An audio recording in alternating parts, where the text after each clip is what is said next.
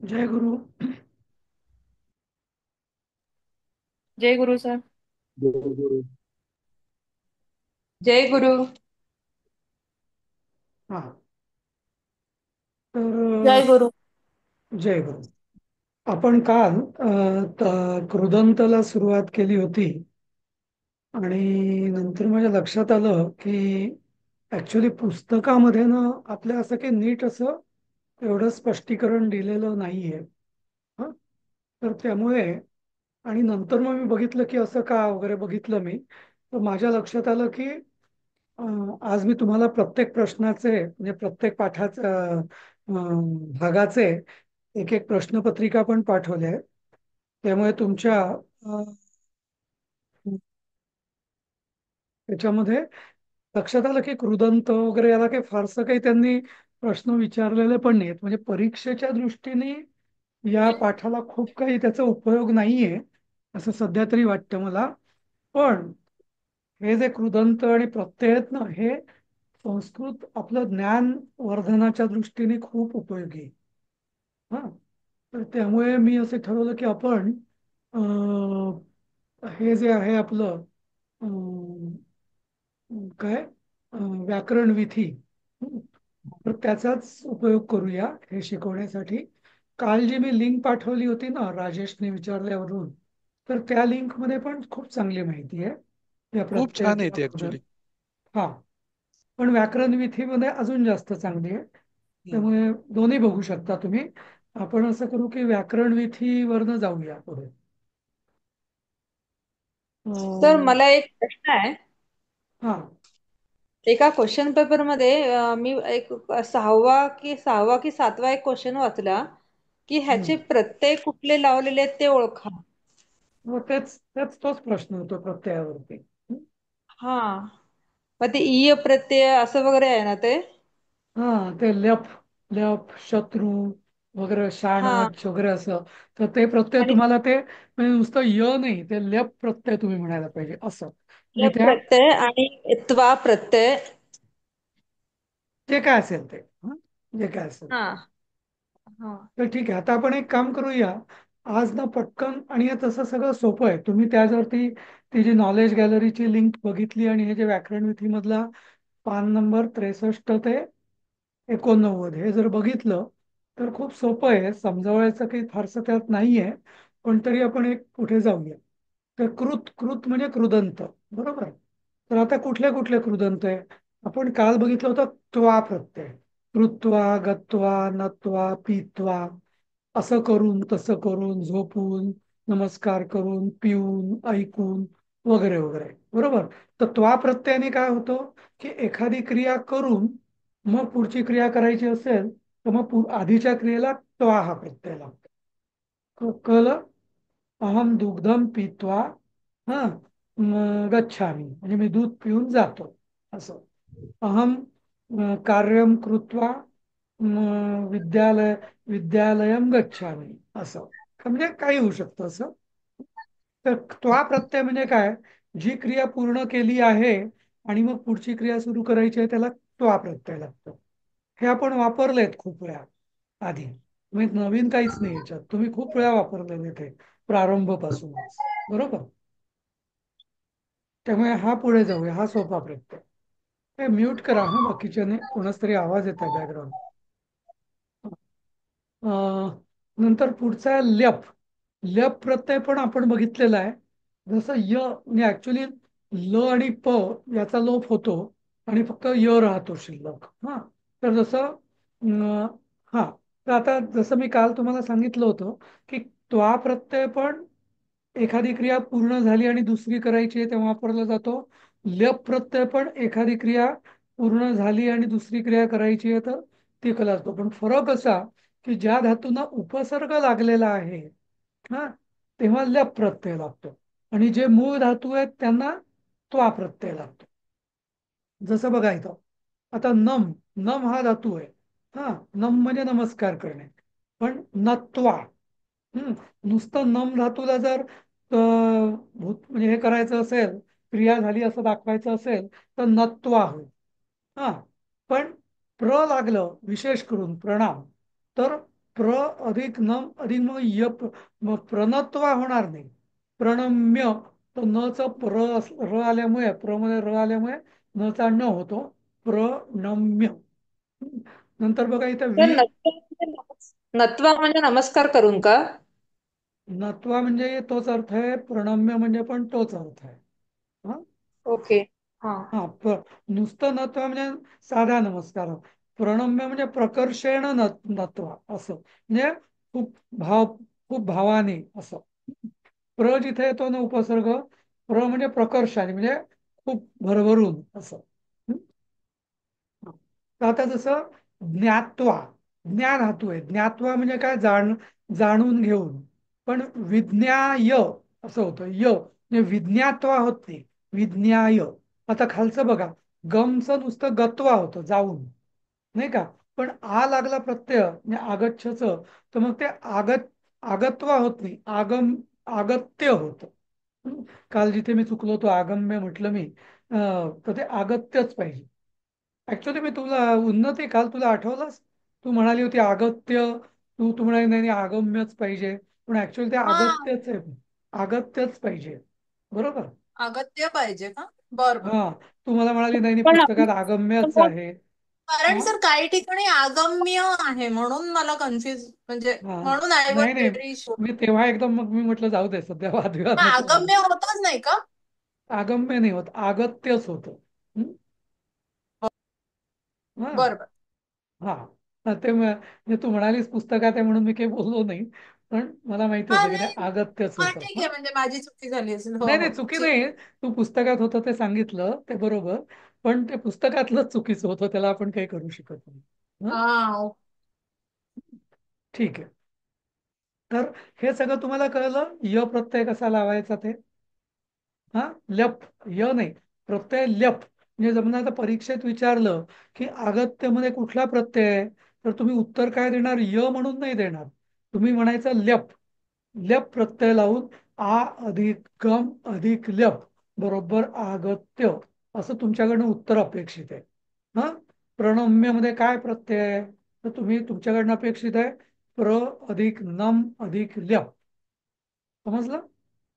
हो, म्हणजे तसं. ती संधी सगळं ते लिहून मग ते प्रत्येचं नाव लिहायचं. हा. जसं इथे त्यज अगदी त्वा, नुसतं त्वा नाही म्हणायचं. हा. समजलं ना. तो त्यज, तो ऍक्च्युअल प्रत्ययाचं नाव क ला त ला अधिक वा असं आहे, नुसतं त्वा नाहीये, हे लक्षात घ्या. हा. जसं पठ धातू, त्याला त्वा प्रत्यय पठित्वा होतं. मग तुम्ही असं लिहायचं, पठ अधिक त्वा बरोबर पठित्वा, पत अधिक त्वा बरोबर पठित्वा, ज्ञा अधिक त्वा बरोबर ज्ञात्वा, असं. हा. सोपं आहे, कठीण नाहीये, पण तुम्ही जर वाचलं ना 3-4 वेळा तर तुमच्या सगळं लक्षात येईल. हा. ठीक आहे. पण असं कॉम्प्लिकेट का केलं, डायरेक्ट क्वाच का नाही केलं? नाही नाही. ते आहे आता तसं. हा. म्हणून तर संस्कृत भाषा आहे. आता बघा इथं त्यज अधिक त्वा, तर इथे क आलेला आहे. हा. असं. ठीक आहे. पुढचं लेप बघितलं आपण. नंतर आता पुढचा आहे तुमून. आता ऍक्च्युली तो तुम प्रत्यय नाहीये, तो तुमून प्रत्यय. तुमून. तुमून म्हणजे काय, करण्यासाठी, करणे के लिए, असं, ती क्रिया. जसं आपण म्हणतो की गम अधिक तुमून गंतुम, हन अधिक तुमून हंतुम. गंतुम म्हणजे जाण्यासाठी, हन अधिक तुमून मारण्यासाठी हंतुम, पा अधिक तुमून पातुम म्हणजे पिण्यासाठी. हे सगळे आपण वापरतोय गेले प्रारंभ प्रवेश मध्ये पण, बरोबर. पण हे त्याचं मूळ, त्याचं जे सायन्स ज्याला म्हणता येईल, प्रिन्सिपल, ते आपण आता नीट शिकतोय. बरोबर. तर हे गंतुम का होतं, गम अधिक तुमून आहे ना. तर तुम्ही संधी माहिती आहे ना तुम्हाला, म हा अनुस्वार आहे. हम्म. म, तर म च अनुस्वाराचा उच्चार त जर समोर असेल तर न होतो ना, म्हणून. अच्छा. हा. हा. हन, हन तर हनच आहे, त्यामुळे प्रश्न नाही, असं. हं? तथ दध न, शेवटचा न येतो तिथे. हा. हो हो. हा. ठीक आहे. तर हे सगळे तुम प्रत्यय, तुमून प्रत्यय, तुम नका म्हणू, तुमून म्हणा. हा. कारण तुम्हाला परीक्षेत तुमून लिहिलं तरच मार्क मिळतील. हा, ठीक आहे. तर हे सगळे तुमूंची उदाहरणं आहेत. तुम्ही व्याकरण विधी पण वाचा आणि ती जी लिंक आहे ना त्या लिंक मध्ये छान टेबलच दिलेलं आहे. ती लिंक पण मी उघडून ठेवली आहे, दाखवतो तुम्हाला. नंतर बघा तुम्ही. हा, ती लिंक मस्त आहे, ती अगदी एकदम सेव्ह करून ठेवा ती. हा, नंतर हा हा, आणि इनफॅक्ट या व्याकरण विधीमध्ये त्याचे एक्झरसाइज पण आहे, प्रश्न पण आहे. तर ते पण तुम्ही जरा प्रॅक्टिससाठी सोडवू शकता. काही अडचणी असेल तर विचारा तुम्ही. हा, बहुतेकांकडे व्याकरण विधी आहे ना आता पुस्तक? हो आहे सर, कॉलेज आहे. हा हा, घेतलंय आता.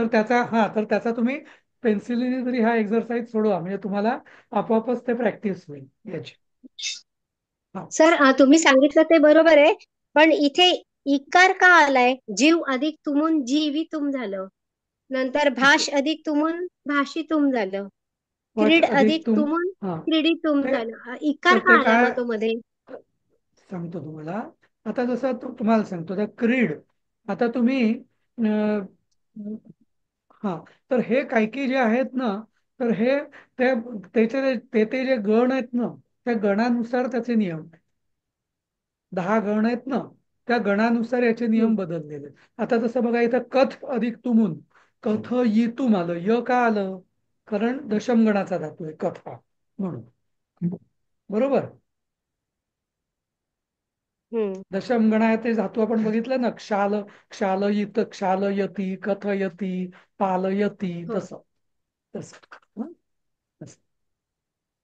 तर ते त्यात आणि म्हणूनच बऱ्याचदा लोकांना प्रश्न पडतो की एवढे संस्कृतमध्ये 10 गण काय आहेत. आपल्याला तसं काही तीच प्रत्यय दिसतात, गच्छती, पठती. पण मग तो नंतर भेद कळायला लागतो की कारण ती गण म्हणजे एक फॅमिली आहे. त्या फॅमिलीला ते रूल सगळे सारखेच लागतात कुठल्याही प्रत्ययाचे. म्हणून ते गण वेगवेगळे केले. हा, असं. अच्छा. ठीक आहे. आता पुढचा प्रत्यय बघितला, असं तुमून प्रत्यय आपण इथं बघितलाय आता. हा, आता याच्यात व्याकरण विधीमध्ये दिलेलं आहे की तुमूनचा असाही एक उपयोग होतो. हा, गंतुकामहा. गंतुकामहा म्हणजे गंतुम म्हणजे जाण्यासाठी, जाण्या के लिए. गंतुकामहा म्हणजे जाण्यासाठी इच्छुक. पठितु कामहा. हा, असं पण हसितु कामा. कामा कामा स्त्रीलिंगी असं. तर तो पण उपयोग होतो तुम्हाला. तो विद्याभवनच्या पुस्तकात नाहीये, पण हे तुम्हाला एक माहिती म्हणून हा चांगला उपयोग आहे. हा, असं. हं. आता पुढचा तर प्रत्यय गंतुकाम म्हणजे काय? काय? गंतुकाम हा म्हणजे काय? गंतुम म्हणजे काय सांग? जाण्यासाठी. हा, मग गंतुकाम हा म्हणजे जाण्यासाठी इच्छुक असलेला असला. म्हणजे इच्छा. ओके, हा, हा. जाण्यासाठी इच्छुक असं. हा, सर इथल्या बद्धुकामाचा अर्थ काय? बद्ध बद्ध म्हणजे बांधून घेण्यासाठी इच्छुक असं. बद्ध म्हणजे अच्छा, बांधून घेणे. हा, ओके. ठीक आहे. तर हा, आता आता पुढचं. आता हे शत्रू आणि शानच हे आपण काल प्रत्यय बघत होतो. बरोबर की आता हे दोन प्रत्यय ना, काल मी सांगत होतो आणि राजेशने प्रश्न विचारला होता. नाही, ते पुढचा विचारला. शत्रू हा प्रत्यय परस्मै पदासाठी लागतो आणि शानच हा प्रत्यय आत्मनेपदी धातूंसाठी लागतो. तर कसं ते आपण बघू. आता बघा. हा, पठ पठ पठती म्हणजे हा परस्मैपदी धातू आहे. बरोबर. तर याला शत्रू प्रत्यय लागतो. आता शत्रू मधलं गंमत बघा, प्रत्ययाचं नाव शत्रू आहे. हा, तर शत्रू म्हणजे तला रू नाही, रुकार नाही. तला ऋषींचा रू म्हणून तो असा रू असा अर्धा लिहिला जातो. समजलं ना. जेव्हा रू लिहिला असतो तेव्हा तो तला रू होतो, रला उकार. पण जेव्हा आपल्याला ऋषींचा रू लिहायचा असतो तेव्हा असा तो अर्धा असा केला जातो. बरोबर. तर इथं तो शत्रू मधला पण शचाही लोप होतो आणि ऋषीच्या रूपात रचा पण लोप होतो. शेवटी प्रत्यय फक्त त्याचा अथ हाच प्रत्यय. पण पण प्रत्यय जरी अत असला तरी त्याचं पुल्लिंगी रूप पठन होतं, स्त्रीलिंगी रूप पठंती होतं दीर्घ, आणि नपुसंकलिंगी रूप म्हटलं पठत असंच राहतं. जसं आपण तत्चं रूप तत् होतं तुमचा नपुसकलिंगी, हा, पण जसं पुल्लिंगी सहा होतं आणि स्त्रीलिंगी सा होतं, हे तसंच आहे. हा. सर मधली वाक्यच नाही ऐकायला आली आम्हाला. हो, मला आता मेसेज आला की काहीतरी माझं इंटरनेट कनेक्शन अनस्टेबल म्हणून. हा. आता ऐकू परत येत आहे सांगा ना बरोबर? सर ते. आता हो ऐकू येत येतंय. आहे बरं? हा. तर अं, हो. शत्रू हा जो प्रत्यय आहे, शत्रू, हा, मी शत्रू म्हणत नाही. शत्रू हा वेगळा शब्द आहे. शत्रू, शत्रू म्हणजे ऋषींचा. तर याचा शचाही लोप होतो, श अक्षराचा, आणि चा पण लोप होतो, आणि उरतं काय तर अथ. तर मूळ प्रत्यय तो अथ, म्हणजे पठचं रूप काय झालं, शत्रू प्रत्ययांत पठन. पण याचं पुल्लिंगी रूप असतं पठन, स्त्रीलिंगी रूप असतं पठंती, आणि नपुसकलिंगी रूप असतं पठत. लिखचं पण लिखन, लिखंती, लिखत, हसन, हसंती, हसत. आता हे तुम्ही म्हणाले कसं कधी वापरायचं, तर मी अं, असं मला म्हणायचं असेल की अरे तो मला दाखवायचा तो हसणारा मुलगा आहे ना, तर मी काय म्हणेल, सहा हसन बालकहा.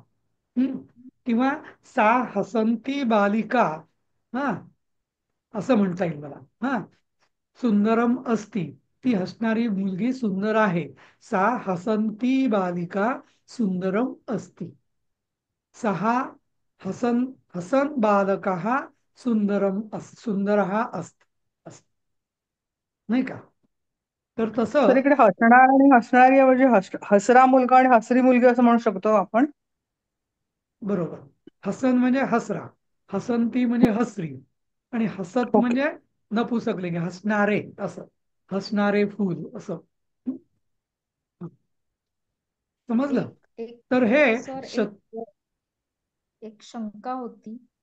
हा, आपण दीपन, असं आधी बघितलं होतं की जरा जरा मोठ्याने बोल, ऐकून येत. हा. हा ओके धातूंना हे नाही असं आपण म्हटलं होतं ना की पहिले की लिंगाप्रमाणे धातू चेंज नाही होत. सो हा पर्टिक्युलर हे कसं आहे, हे नाम झालंय का त्याचं म्हणून हा, त्याचं हे बरोबर आहे. बरोबर. तर आता एक कृदंत, मी तुम्ही आता मेसेज जरा वेळपूर्वी मी पाठवला होता, पुस्तकातही लिहिलंय. तर या कृदंत प्रत्ययाचे ना वेगवेगळे पोटभाग आहेत. तर एक पहिला भाग जो आपण बघितला ना, तो होता अव्यय. अव्यय म्हणजे अव्ययाची रूप कधी बदलत नसतात, बरोबर, आपल्याला माहिती आहे अव्यय. पण ते प्रत्यय, अव्यय प्रत्यय कुठले? हा, ते मी जसे मेसेज मध्ये तुम्हाला लिहिले होते ना आता, की लिहिलं होतं ना, की एक तुम, त्वा, इत्वा आणि ल्यप, हे जे प्रत्यय आहे, तुम, त्वा आणि ल्यप, हे जे प्रत्यय आहेत, यांना हे अव्यय आहेत. यांना पुल्लिंग, नपुसकलिंग, अनेक वचन, बहुवचन वगैरे काही नाही. पण आता पुढचे जे शत्रूपासून जे आपण रूप घेतोय ना, कृदंत प्रत्यय, त्या सगळे, ते सगळे काय करतात, धातूंचं रूपांतर संज्ञेमध्ये करतात, नामामध्ये किंवा विशेषणामध्ये करतात. त्यामुळे त्याला सगळं ते लिंगही लागतं आणि वचनही लागतं, विभक्ती पण लागते. समजलं? ओके ठीक आहे. हा. म्हणजे हा, 68 म्हणजे आता पायवरच्या पासूनचे संज्ञा आहे. हा, म्हणजे आता हसंती, तर आता ही हसंती ही जी मुलगी आहे, तर मी असं मला म्हणायचं असेल की अं, अं, त्या हसंती म्हणजे हसणाऱ्या मुलीकरिता, हा, फूल आण. तर मी काय म्हणेल, हा, की अं, म्हणजे तर म्हणजे हसंती म्हणजे नदीसारखं, नद्यै म्हणजे हसंत्यैहि बा बालिकायै पुष्पम आनय, असं. हं. तर असं ते म्हणजे त्याची विभक्ती लागेल. आता या सगळ्याच्या विभक्ती होतात याच्या, मग ती विभक्ती त्याप्रमाणे लागेल. असा पठन, पठन हा शब्द, मग तो नकारांत जे नामन वगैरे सारखं चालेल. हा, नकारांत पठंती, हे कसं चालेल, नदी सारखं चालेल. हं? आणि पठत हा शब्द जगत सारखा चालेल. समजलं? तर आता हा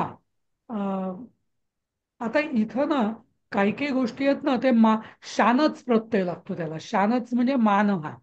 त्याचा श जातो आणि म येतो. हा. मग आता तो जो मला यांनी विचारला होता प्रश्न काल राजेशनी, की कधी शत्रू लावायचा आणि कधी शानच लावायचा. हम्म. तर तर इथं हा नियम आहे की जे सेव, मुद, वृत्त, हा, तर हे सगळे वर्तनते वगैरे जे होतं ना, तर त्याला हा परस्मै पदाला शत्रू प्रत्यय लागतो आणि आत्मनेपदी याला शानच लागतो. पण शानच हा प्रत्यय आहे.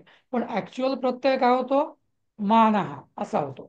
सेवमानहा, सेवमाना, सेवमानम असं. मोदमानः, मोदमाना, मोदमानम, हा शानच प्रत्यय आहे. समजलं तुम्हाला? की परत एकदा सांगतो, परस्मैपदी शत्रू प्रत्यय त्याची रूप होतात, म्हणजे ऍक्च्युअल प्रत्यय आहे अत, पण तो चालतो कसा? अन, अंती आणि अत. अन, अंती आणि अत. शानच प्रत्यय काय आहे? मान. हा. मानचा न तोडलेला नाहीये. हा. हा. आणि मग पण ऍक्च्युअल तो कसा चालतो? सेवमानहा, मानहा, माना, मान. असं. समजलं? उद धातूचा अर्थ काय? मुद म्हणजे आनंद. हा. मोदते, मोदते म्हणजे आनंदित झाला.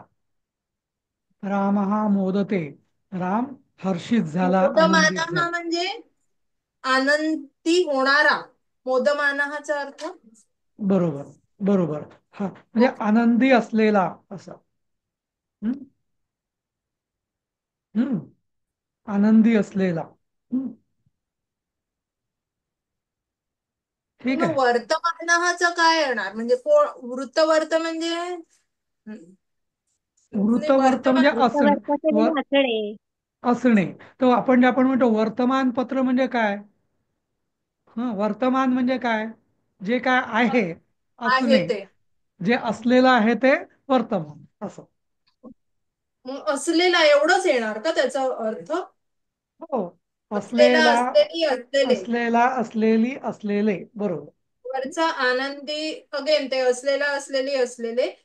हो. सेवमानः म्हणजे ते सेव धातू म्हणजे सेवा असलेला. काय होणार सर त्याचं? ऍक्च्युली ना, नाही, ऍक्च्युली ना सेव धातू आहे ना, याचे वेगवेगळे अर्थ होतात. एक सेव म्हणजे सेव्यते म्हणजे ग्रहण करणे असा पण अर्थ होतो सेवचा. तर सेवमाना म्हणजे ग्रहण करणारा असं. हा. असा पण अर्थ होतो. हा. तर त्या अर्थाने आपण जर हे केलं तर म्हणजे त्याचा अर्थ म्हणजे ग्रहण करणारा असं पण होऊ शकतं. आणि वरचं हसन हसंती हसत म्हणजे हसणारा, हसणारी, हसणारे. हो. लिहिणारा, लिहिणारी, लिहिणारे. वाचणारा, वाचणारी, वाचणारे. करेक्ट ना? बरोबर, बरोबर. थँक्यू. ठीक आहे. तर आता ग्रहण हा करणं म्हणजे खाणे अर्थी का? काय काय ग्रहण करणं म्हणजे खाणे अर्थी का ग्रहण करणं? आणि रिसीव ना, टू रिसीव. Receive, receive. ग्रहण करणं म्हणजे रिसिव्ह ओके घेणे. Okay okay. तर हे झालं आपलं शत्रू आणि शानच प्रत्यय. हे म्हणजे कसं, ज्याला इंग्लिशमध्ये काय म्हणता येईल मला आठवत नाही, पण जसं going, that going lady, that laughing girl, बरोबर, तसं आय एन जी हा जो प्रत्यय लागतो ना, हा, दॅट क्राईंग लेडी असं, नाही का? तर तसं आपण म्हणतो ना, तर तसं हे म्हणजे म्हणजे ज्याला म्हणतात की प्रेझेंट कंटिन्युअस असं. हम्म. असं रूप आहे शत्रू आणि शानूच. हम्म. ठीक आहे. हा. आता इथे हे बघा वाक्य, उदाहरण. हा, बोला. हा नाही नाही, तेच पिता गच्छन्तम वाक्य नाही कळलं मला, म्हणून विचारत हा. होते. तर आता बघा इथं पिता गच्छन्तं पुत्रं भोजनाय कथयति. इथे काय पिता, करता कोण आहे? पिता. पिता कथयति म्हणजे वडील सांगतायत काय, कशा करता काय, भोजनाय कथती. भोजनाय कथती म्हणजे जेवण्यासाठी सांगतायत वडील. कोणाला सांगतायत? गच्छन्तम पुत्र पुत्रम भोजनाय कथयती. पुत्रम म्हणजे पुत्राला, द्वितीय कर्म. पण आता गच्छन्तम म्हणजे जाणाऱ्या मुलाला जेवण्यासाठी सांगत आहे असं. पिता मुलाला जेवणासाठी सांगतो, हे झालं साधं रूप. पण कुठल्या मुलाला?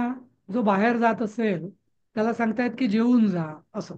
तर जाणाऱ्या मुलाला जेवणासाठी सांगतायत असं. तर त्यामुळे आता गच्छन्तम, आता गच्छन हे पुत्र, नुसतं पुत्र हाच असतं तर त्याचं विशेषण होतं गच्छत, जाणारा मुलगा. पण आता पुत्रम हे द्वितीयात गेलं, कारण वडील ते कर्म आहे, बरोबर. कोणाला सांगतायत? मुलाला. हा, त्यामुळे ते पुत्रम झालं. त्यामुळे हे गच्छनचं द्वितीय गच्छन्तम असं झालं. समजलं? तर पण म्हणजे मला एक इथे असं आलं की हलंत त आहे ना, गम गच्छ. तर गम जसं आपण ओरिजिनल धातू वापरतो ना, गम गमन वगैरे असं नाही झालं, ते गच्छत झालं आणि हलंत नाही नच्या ऐवजी हलंत नाही. त झालं. हो, कारण त्याचं गच्छन गमन नाहीच झालं. बरोबर आहे तू म्हणजे, ते गच्छन झालं. आणि मग त्याचं गच्छनुसार रूप झालं. आपण एक मराठीत एक शब्द आहे बघा, गच्छंती, त्याची गच्छंती झाली असा आपण शब्द म्हणतो ना मराठीमध्ये. तो गच्छंती झाली म्हणजे काय? म्हणजे म्हणजे तो गेला, म्हणजे जाता झाला असं. तर तो गच्छंती हा शब्द जो आहे हा शत्रू प्रत्ययांतच रूपचं गच्छंच आहे. ते स्त्रीलिंगी होईल ना, पण गच्छन्ती म्हणजे. नाही नाही, तो ना पुढच्या आपण पेजवर बघितलंय सर, ते गम परत शत्रुपत्ते इज गच्छत इज इक्वल टू जाता हुआ, आणि मग त्याची पुल्लिंगी रूप गच्छन गच्छन्ती गच्छत असं दिलेलं आहे. हो, बरोबर ना, बरोबर. तेच तर मी सांगतोय ना की पण ते गच्छन गच्छत गच्छन. काय आहे?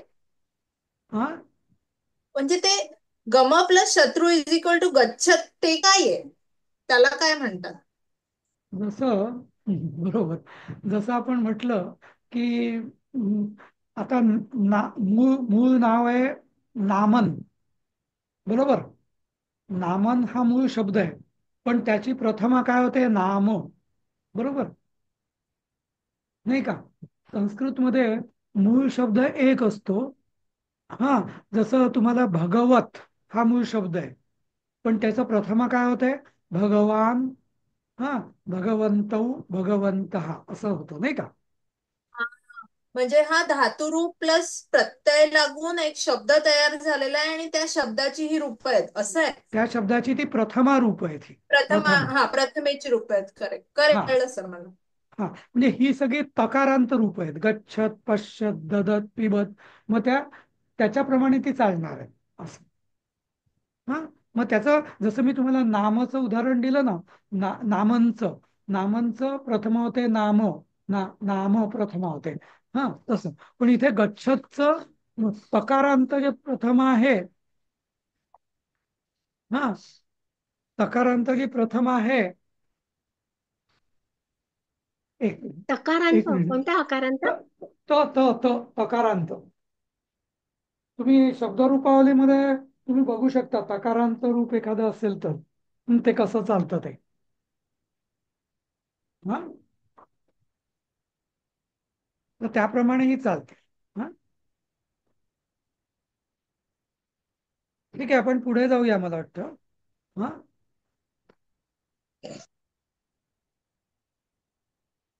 समजलंय ना मी काय म्हणतोय ते? थोडस कठीण वाटतंय पण समजतंय हा हळूहळू. तर हा, हा शिला भाग पर्टिक्युलर हा डोक्यावरून गेला, हा काय कळलं नाही.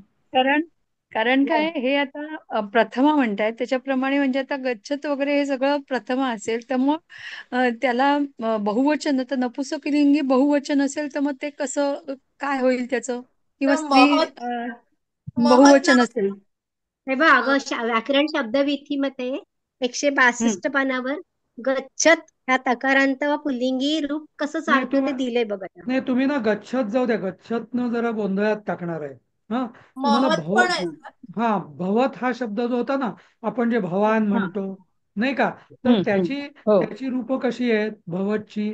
भवान, भवन्तौ, भवन्तौ भवन्तः. भवन्तः. हा, भवंतम, अच्छा. भवन्तौ, भवता. तर तसं हे चालतं. हा. हा, आता तुम्ही अच्छा. म्हणजे ही प्रोसेस कशी आहे लक्षात घ्या. इनफॅक्ट भवन हा जो शब्द आहे ना, भवत, ऍक्च्युअली तो मूळ शब्द आहे हा. भवत, पण त्याचं हा. प्रथमारूप काय होतं? भवान. पण इथं गच्छचं गच्छान होत नाही. हा, हे हा.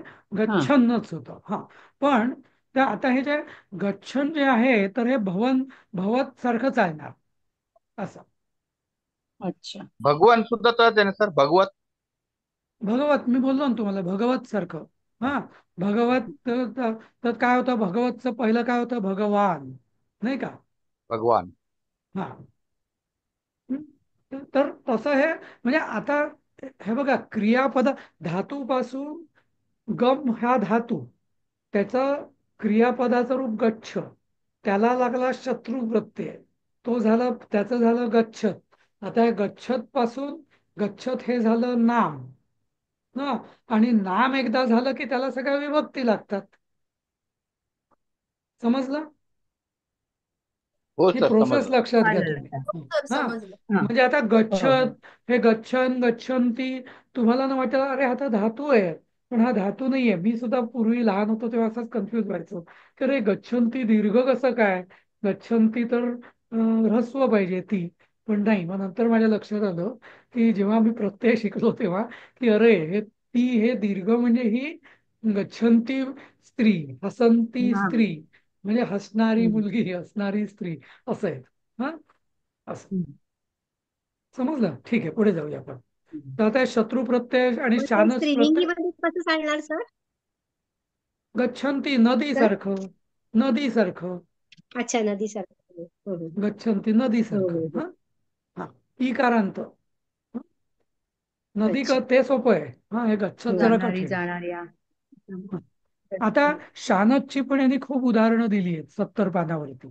हा, यजमान हा, आता आपण बऱ्याचदा आपण यजमान हा शब्द वापरतो ना. म्हणजे आपल्याला वाटतं की यजमान म्हणजे होस्ट, नाही का? इंग्लिशमध्ये याला होस्ट म्हणतात, त्याला आपण यजमान म्हणतो मराठीत. हं? किंवा पण खरा अर्थ काय आहे? यज धातू आहे, यज. यज म्हणजे काय? यज म्हणजे यजन. पूजा कर, यजन म्हणजे हा, यज्ञ कर, यज्ञ. हा, नाही नाही नाही नाही, यज्ञ हा शब्द यज धातूपासून आलेला आहे. ओके, तर यज्ञ अर्थ पूजा. हा म्हणजे यजनाचे यजन करण्याचा जो विधी आहे, यजन, यज पासून यजन झालाय, ते पण एक कृदंतच आहे. पण यजमान हा म्हणजे काय, की त्याला यज या धातूला शानच प्रत्यय लागलाय, की म्हणजे जो, आता म्हणजे आपल्या इथे बघा आपली संस्कृती किती महान आहे, की यजमान म्हणजे कोण? की जो त्याग करत असतो. यज्ञामध्ये जेव्हा आपण आहुती देतो तेव्हा वस्तूंचा त्याग करतो, बरोबर? यजमान म्हणजे काही कोणी फार पदवी नाहीये किंवा असं काही त्याचा काय गौरव मूर्ती नाहीये ती अशी. हा, यजमान म्हणजे जो त्याग करतोय. जसा राजसूय यजनाचा यजमान कोण? तर युधिष्ठिर. म्हणजे यजमान म्हणजे काय? तर तो सगळं मिळालेलं सगळं दान, दान धर्म, यजन, सगळं तो त्याग करतो. या अर्थाने यजमान हा शब्द आहे. की एखादा गृहस्थ आश्रमामध्ये जो गृहस्थ असतो तो काय करतो? तो कमवतो, आणि त्याचं मुख्य कार्य कमवतो कशा करता? त्याग करण्याकरता. त्याच्यावर जे अवलंबून असणारे लोक आहेत, पत्नी, पुत्र, नोकर, चाकर वगैरे, या सगळ्यांकरता तो त्याग करत असतो, बरोबर? त्यातच अर्थात यज्ञ हा पण त्याचा एक भाग आहे कर्तव्याचा. म्हणजे देवाधिकांकरता पण तो यजन करत असतो म्हणून. पण यज्ञ हा शब्द फार व्यापक आहे त्या अर्थाने. तर म्हणून यजमान असं, म्हणजे सर, इंग्लिश मधला पुरोहित होस्ट. आणि यजमानचा अर्थ तोच आहे का? नाही, पुरोहित एकदमच वेगळं आहे. पुरोहित नाही, म्हणजे पुरोहित ज्याच्याकडे जातो पूजा करायला, तो यजमान. बरोबर, म्हणजे तोच यजमान. पण तो यजमान म्हणजे काय? की जो त्याग करणारा आहे तो. समजलं ना? जो यज्ञ करणार आहे तो यजमान. हा, आपण व्यवहारात म्हणतो यजमान, आज मी या माझ्या यजमानांकडे गेलो होतो. तर यजमान म्हणजे काय, की ज्यांनी जो जो त्याग करतोय तो. असं. सर्व पतीला पण यजमान म्हणतात ना. तर तेच म्हणणार होते उषाताई. बरोबर आहे. तर ते यजमान, तो मराठीत ना, संस्कृतमध्ये कुठेही पतीला यजमान हा शब्द नाहीये. पतीला पती किंवा भर्ता हे दोनच शब्द तुम्हाला पूर्ण संस्कृत. यजमान हा फार मराठीत यजमान कसं झालं मलाही कळलं नाही. कोणी मग यजमानीण बाई असंही म्हणतात, ते तर अगदीच वर्स्ट आहे म्हणजे. कारण यजमान, हा पण त्याचा मी तुम्हाला अर्थ सांगतो. तर यजमान हे नाव का पडलं पतीला, कारण जेव्हा लग्न होतं तेव्हा माणूस गृहस्थाश्रमात जातो. आपल्या संस्कृतीमध्ये ब्रह्मचारी जोपर्यंत असतो ना, तो ब्रह्मचार्याचं मुख्य कर्तव्य असतं शिक्षा, म्हणजे शिक्षा प्राप्ती. बरोबर, म्हणजे अभ्यास करणं. त्यामुळे त्याला यज्ञाचा अधिकार नसतो, कारण तो काही कमवतच नाही. तो काही कमावणारच नाही. तो फक्त भिक्षा मिळून पोट भरेल, तो यज्ञ कसा करू शकेल. त्यामुळे कुठलाही ब्रह्मचारी यज्ञाचा अधिकारच नाहीये. यज्ञाचा अधिकार फक्त गृहस्थाश्रमाला आहे. तुम्हाला आठवत असेल रामायणात म्हणून, की ती सीता गेल्यावरती मग यजमान राम होता, यज्ञ करायचा होता त्याला. मग ती सोन्याची सीता बसवली होती ना बाजूला, नाही का. हम्म. हा, तर कारण का, की स्त्री असल्या म्हणजे जो गृहस्थी आहे, आणि गृहस्थी कोण, ज्याचं लग्न झालंय आणि ज्याला पत्नी आहे, तो म्हणजे तो गृहस्थी, आणि त्याला यज्ञाचा अधिकार आहे म्हणून तो यजमान. म्हणजे मूळ तो गृहस्थी आहे म्हणजे त्याला पत्नी आहे, आणि म्हणून तो यजमान झाला, कारण आता त्याला यज्ञ करण्याचा अधिकार प्राप्त झाला.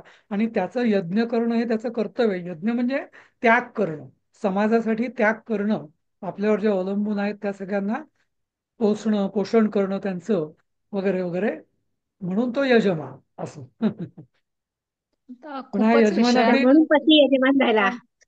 आणि म्हणून पतीला यजमान म्हणतात, पण भले तो त्याग करो किंवा न करो असं. असं. नाही पण पण मला म्हणजे वाटतं चुकीचं नाहीये. हा? यज्ञासमोर, लग्नात यज्ञासमोर ते स्वीकार करतो. नाही, पण तुम्हाला माहिती आहे का, म्हणून अजूनही बघा, ल- लग्नानंतर आपल्याकडे यज्ञ का असतो पहिला, कारण लग्न झाल्यावरच यज्ञाचा अधिकार प्राप्त होतो. म्हणून पहिला यज्ञ लगेच आपल्या विवाह विधीमध्ये तो करून घेतला जातो. समजलं, तोपर्यंत त्या पतीला किंवा त्या पुरुषाला यज्ञाचा अधिकारच नसतो. असं. आणि म्हणून तो पहिला यज्ञ लग्न झाल्यावर होतो. पण हल्ली हे जे वैदिक वैदिक विधी म्हणतात त्यात गोंधळ आहे सगळा. त्यात सगळे आधी करून घेतात, मग शेवटी लग्न करतात. असं. पण खरा अर्थ तो आहे की लग्न झालं You mean the की यज्ञ. Upasana? हा, You mean the Upasana? Upasana, correct, Upasana. हा, आणि म्हणून त्याला त्या अग्नीला पण गार्हपत्य अग्नी म्हणतात. गार्हपत्य अग्नी म्हणजे तो आता घरी अग्नी, म्हणजे त्याच्या घरी आता अग्नी पेटायला लागला असं. आणि मग तो त्या अग्नीपासून तो यज्ञ करणार असं. आणि म्हणून ते यज्ञ करताना नेहमी पत्नी अग्नी आणून देते, पत्नी त्याला अग्नी आणून देते, कारण घरच्या चुलीमध्ये कायम अग्नी असतो असं. असं सगळं ते म्हणजे यजमान या शब्दावरचं सगळं आहे रामायण. ठीक आहे, आपली वेळ झाली आहे बरीच तशी माहिती आता. मिळाली sir. हा. मला एक शंका होती सर, बोला ना. की आता होम हवन करताना म्हणजे यज्ञच ते, मग लग्न न झालेल्या करू शकत नाही का ते हवन? अजिबात त्याला अधिकारच नाही. हा. पण मग तुम्ही दिलेल्या उदाहरणाप्रमाणे जेव्हा राम सुद्धा सोन्याची सीता ठेवून करतो, तेव्हा आपल्या इथे ज्यांची पत्नी नसते ते असं म्हणतात सुपारी लावून गोष्टी करतात. सो ते तरी अलाउड नाही. जर allowed पत्नी मृत झाली असेल, म्हणजे रामाची पत्नी हा मृत नव्हती झाली म्हणून त्यांनी हा सोन्याची सीता ठेवून केलं. पण एखाद्याची पत्नी हम्म, झाली ना, की तुम्हाला माहिती आहे का, हम्म, की जो अग्नी नेला जातो ना, पती गेल्यावरती ना, हम्म, माणूस गेल्यावरती, तर त्याच्यानंतर हम्म. त्याचा यज्ञाचा अधिकार नसतो. त्याचं ते अग्निहोत्र वगैरे त्याला करायचं नसतं त्याच्या पुढे, आपल्या शास्त्रानुसार, कारण आता घरी पण अग्नी नाही. ऍक्च्युली असं करतात ना लोक, They do म्हणजे something differently, no? In ours, we don't do Upasana, we do something different. Yes, Instead of but then there Upasana. is I no don't know there is what. no upasana agni, so he is not allowed to do proper So, normal yajnas. Yes. but my brother does that. This Shraddham, no, he does that for if my father. When he does that actually. I mean, we do Agni में वो डालते हैं वो, but other